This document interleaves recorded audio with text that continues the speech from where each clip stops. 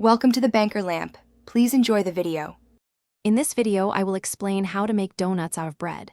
First, gather your ingredients: day-old bread, sugar, and cooking oil. Next, use a round cutter, approximately 2.5 inches in diameter, to cut out your donut shapes from the bread slices. Don't forget to cut out the centers for classic donut holes.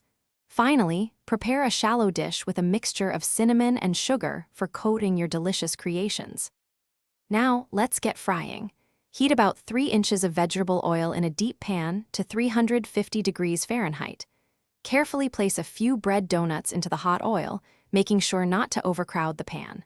Fry them for about 30 to 60 seconds on each side until they turn a beautiful golden brown. Use a slotted spoon to remove the donuts and let any excess oil drain off. Once your donuts are fried, it's time for the sweet finish. While they are still warm, immediately toss them in your prepared cinnamon sugar mixture, ensuring an even coating. For a different option, you can whisk together powdered sugar and a small amount of milk to create a simple glaze. Dip the warm donuts into the glaze, then let them set.